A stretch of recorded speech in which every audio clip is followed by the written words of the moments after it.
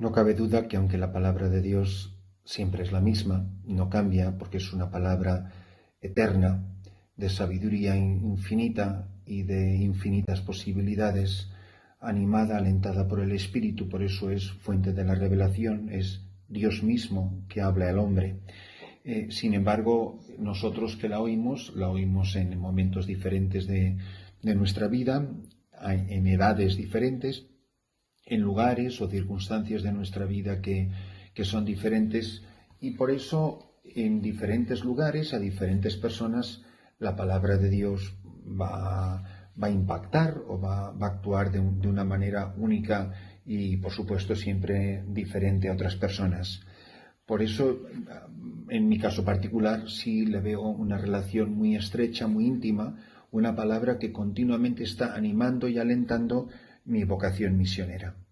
Por eso, por ejemplo, en las oraciones y en las lecturas de la palabra de Dios para este sábado de la primera semana de Adviento, nos dice así la oración colecta: Señor Dios, que para librar al hombre de la antigua esclavitud del pecado, enviaste a tu Hijo a este mundo. ¿Para qué envía Jesucristo? No es exclusivo, no es que esta es la única razón, esto no es una síntesis de cristología, es una brevísima oración de 3 líneas que nos apunta a un aspecto del motivo, de la razón de ser de la encarnación.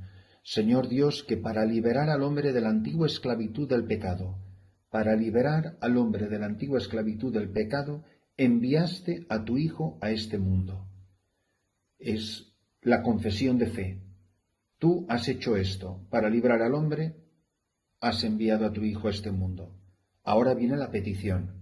Concede a los que esperamos con devoción su venida, ya que lo has enviado, nosotros lo esperamos, concede a los que esperamos con devoción su venida alcanzar la gracia de la libertad verdadera. Esto lo tenemos que esperar en estos días. Es una cosa que Dios no puede no querer conceder. ¿Por qué? Pues porque está en la liturgia, y la liturgia es la acción de Jesucristo, y la acción de Jesucristo siempre es una acción infalible. En la oración sobre las ofrendas decimos: haz, Señor, que te ofrezcamos siempre este sacrificio como expresión de nuestra propia entrega, para que así cumplamos el sacramento que tú nos diste y se lleve a cabo en nosotros la obra de tu salvación. Que te ofrezcamos siempre. Haz, Señor, es una acción tuya, no nuestra. No es ni siquiera una petición nuestra, no, es algo que tiene que hacer Dios. Haz, Señor, y se lo decimos con exigencia, está en voz imperativa. Haz, no es nos gustaría que hicieras o serías tan amable de hacer, no, es un pueblo que grita con dolor, con urgencia, y es en voz imperativa: haz, Señor, que te ofrezcamos siempre este sacrificio como expresión de nuestra propia entrega. Fijaros qué bonito, la Eucaristía es el reflejo de nuestra propia entrega. ¿Por qué? Porque nuestra entrega es una prolongación de la entrega misma de Jesucristo. Cristo en el altar se entrega, y como Cristo se entrega en el altar, yo me entrego en el altar de la vida, para que así cumplamos el sacramento que tú nos diste y se lleve a cabo en nosotros la obra de la salvación. Y por último, en la oración después de la comunión decimos: imploramos, Señor, de tu misericordia, para que esta comunión que hemos recibido nos prepare a las fiestas que se acercan, purificándonos de todo pecado. Toda esta preparación consiste en irse despojando del hombre viejo, irse despojando del pecado, para ir adquiriendo una nueva personalidad, una personalidad que es literalmente la personalidad misma del Hijo de Dios, porque participamos de su personalidad divina, y expresada a nosotros a través del misterio de la encarnación. Pero la personalidad de Jesucristo es solo divina, porque Jesucristo no es persona humana, solo es persona divina.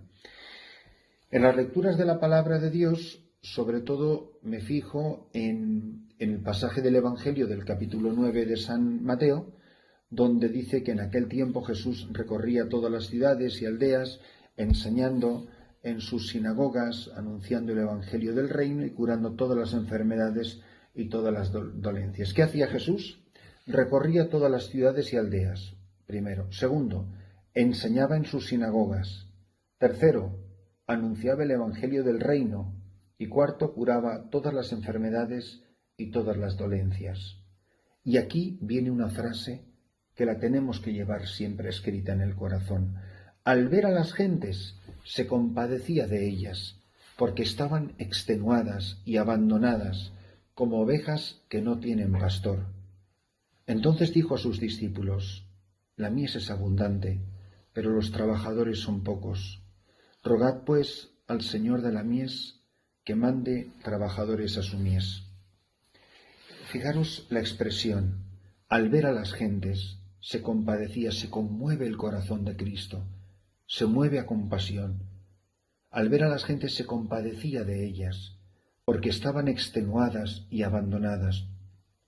Gente cansada, gente agotada, gente que ha perdido el sentido de la vida, gente que no sabe para qué vive, gente que no sabe ni de dónde viene ni a dónde va, que vive en la fantasía de confundir el placer con la felicidad. Y entonces dice que siente compasión porque no tienen pastor. ¿Quién no se ha sentido así alguna vez? ¿Quién no se ha sentido alguna vez como una oveja sin pastor? ¿Cuántas veces no estamos rodeados de gentes que están extenuadas y abandonadas? ¿Y cuántos millones y millones de personas están abandonadas porque todavía no ha llegado la Iglesia y por tanto no ha llegado Jesucristo y no ha llegado el Evangelio? Y por eso están perdidas, están extenuadas y abandonadas. Y dice: la mies es abundante, pero los trabajadores son pocos.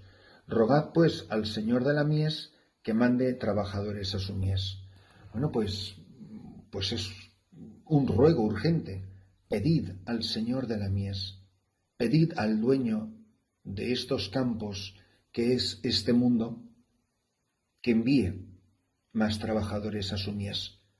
Por eso la vida de oración juega un papel tan capital en la vida cristiana.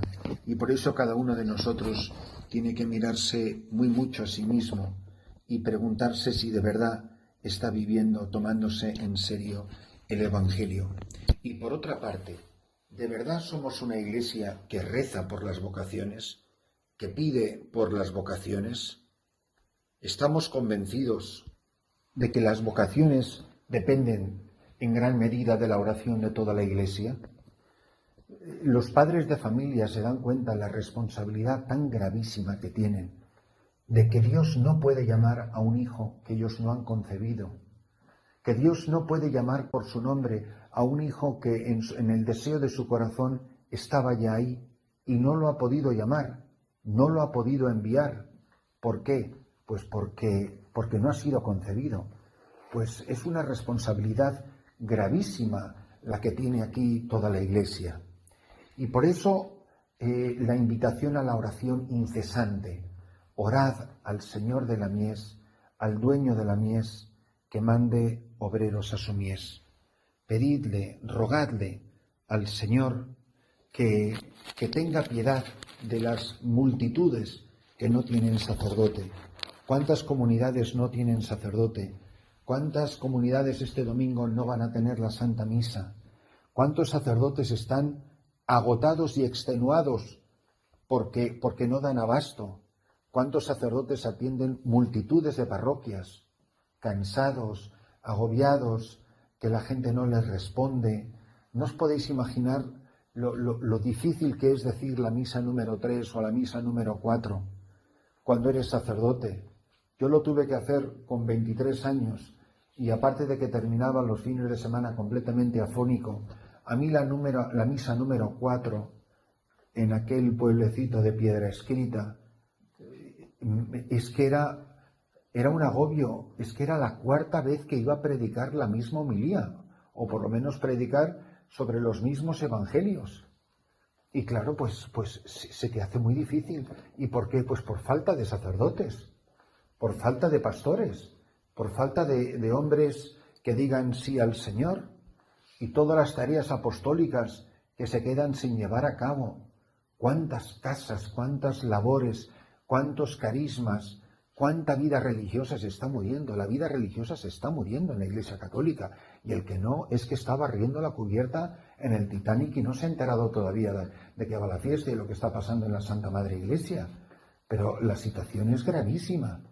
O sea, continuamente, o sea, cada semana en España se cierran 3 o 4 casas religiosas y están a punto de desaparecer congregaciones enteras.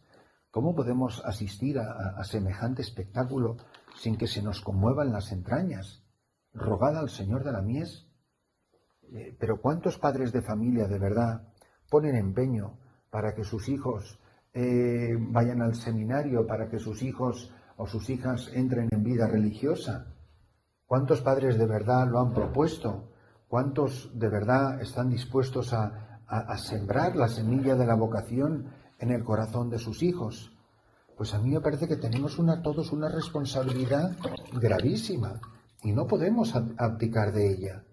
Y la oración de todos alcanzará la gracia necesaria para que tengamos las vocaciones sacerdotales y religiosas que el Señor quiere para su Iglesia. Porque el Señor no quiere a su feligresía, el Señor no quiere a sus hijos, el Señor no quiere a los miembros de su Iglesia muertos de hambre porque no pueden recibir la Santa Eucaristía, porque no hay quien celebre los sacramentos. ¿Habéis pensado cuántos enfermos se mueren todos los días sin recibir el sacramento de la unción de enfermos? Yo no estoy diciendo que se van al infierno, pero que el plan de Dios es que la gente reciba el sacramento de la unción de enfermos antes de morir. Y mucha gente no lo recibe, pues porque nadie llama al sacerdote, o porque si lo quiere llamar no lo encuentra, porque no lo hay, o porque no está, o porque está en otro sitio. Tenemos una enorme responsabilidad. Y a mí me parece que el Adviento es un gran motivo para sentir este estímulo. Primero, pregúntate, ¿cuándo ha sido la última vez que tú, personalmente, has invitado a alguien a ser sacerdote, a ser religiosa? ¿Cuándo ha sido la última vez que tú le has dicho a alguien, oye, ¿tú has pensado alguna vez en ser sacerdote? ¿Tú has pensado que a lo mejor el Señor te podría estar llamando a la vocación sacerdotal o religiosa? Porque así es como se siembra la semilla. Oramos de verdad, pidiéndole al Señor de la mies que por favor nos mande sacerdotes, que necesitamos más vocaciones sacerdotales y religiosas. Pues no nos descuidemos con esto. Que el Señor nos conceda la gracia de vivir intensamente la vida de oración de tal manera que la Iglesia reciba una sobreabundancia de vocaciones sacerdotales y religiosas que puedan anunciar: venga a nosotros tu reino, Señor. Maránata, ven, Señor Jesús. Emmanuel, Dios con nosotros.